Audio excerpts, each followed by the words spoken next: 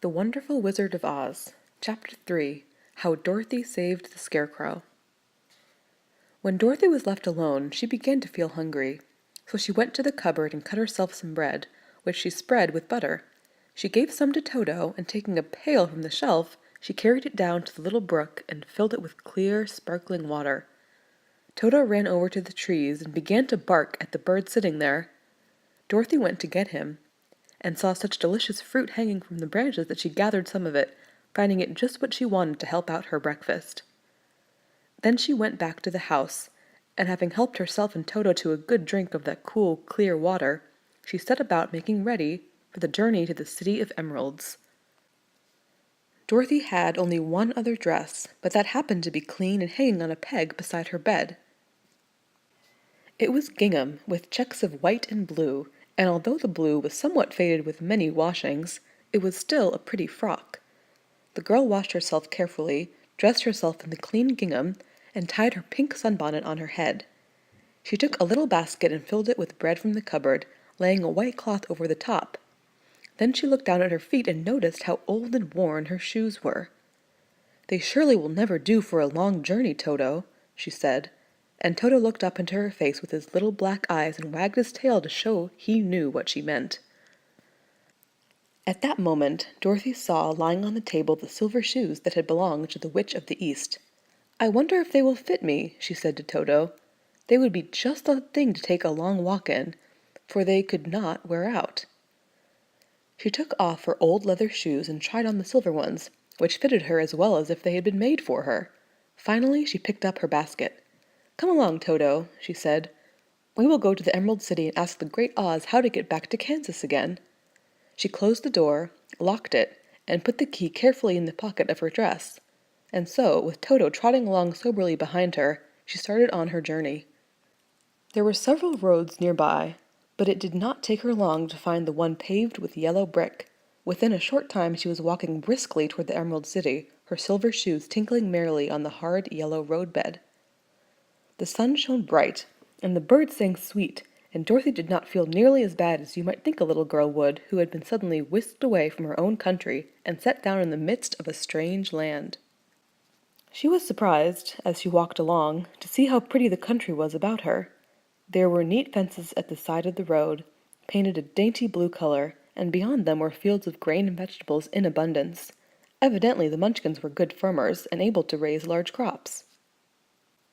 Once in a while she would pass a house, and the people came out to look at her and bow low as she went by, for everyone knew she had been the means of destroying the wicked witch and setting them free from bondage. The houses of the Munchkins were odd-looking dwellings, for each was round with a big dome for a roof. All were painted blue, for in this country of the East, blue was the favorite color. Towards evening, when Dorothy was tired with her long walk and began to wonder where she should pass the night, she came to a house rather larger than the rest. On the green lawn before it many men and women were dancing. 5 little fiddlers played as loudly as possible, and the people were laughing and singing, while a big table nearby was loaded with delicious fruits and nuts, pies and cakes, and many other good things to eat. The people greeted Dorothy kindly and invited her to supper and to pass the night with them, for this was the home of one of the richest Munchkins in the land, and his friends were gathered with him to celebrate their freedom from the bondage of the wicked witch. Dorothy ate a hearty supper, and was waited upon by the rich Munchkin himself, whose name was Bok. Then she sat down upon a seat and watched the people dance. When Bok saw her silver shoes, he said, "You must be a great sorceress." "Why?" asked the girl. "Because you wear silver shoes and have killed the wicked witch. Besides, you have white in your frock, and only witches and sorceresses wear white." "My dress is blue and white checked," said Dorothy, smoothing out the wrinkles in it. "It is kind of you to wear that," said Bok. "Blue is the color of the Munchkins, and white is the witch color, so we know you are a friendly witch."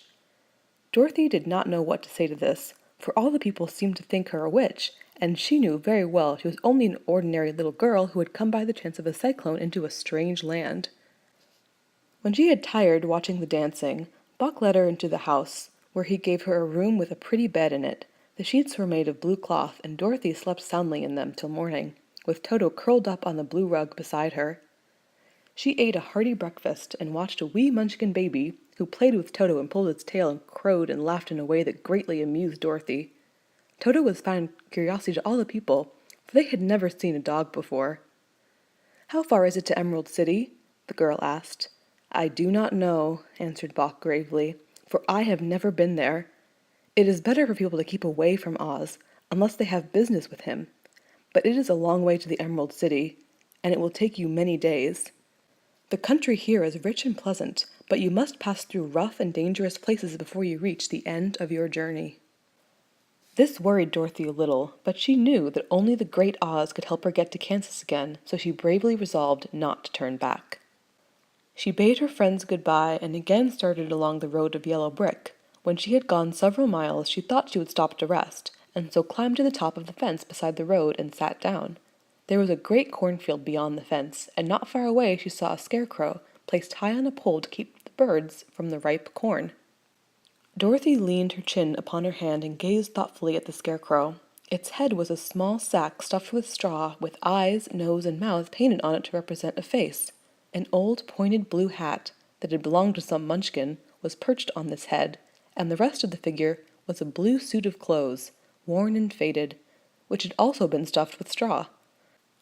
On the feet were some old boots with blue tops, such as every man wore in this country, and the figure was raised above the stalks of corn by means of the pole stuck up its back. While Dorothy was looking earnestly into the queer painted face of the scarecrow, she was surprised to see one of the eyes slowly wink at her. She thought she must have been mistaken, at first, for none of the scarecrows in Kansas ever wink, but presently the figure nodded its head to her in a friendly way. Then she climbed down from the fence and walked up to it, while Toto ran around the pole and barked. "Good day," said the scarecrow in a rather husky voice. "Did you speak?" asked the girl in wonder. "Certainly," answered the scarecrow. "How do you do?" "I'm pretty well, thank you," replied Dorothy politely. "How do you do?" "I'm not feeling well," said the scarecrow with a smile, "for it is very tedious being perched up here night and day to scare away crows." "Can't you get down?" asked Dorothy. "No, for this pole is stuck up my back. If you will please take away the pole, I shall be greatly obliged to you." Dorothy reached up both arms and lifted the figure off the pole, for, being stuffed with straw, it was quite light. "Thank you very much," said the scarecrow, when he had been set down on the ground. "I feel like a new man." Dorothy was puzzled at this, for it sounded queer to hear a stuffed man speak, and to see him bow and walk along beside her. "Who are you?" asked the scarecrow, when he had stretched himself and yawned. "And where are you going?" "My name is Dorothy," said the girl, "and I am going to the Emerald City to ask the Great Oz to send me back to Kansas."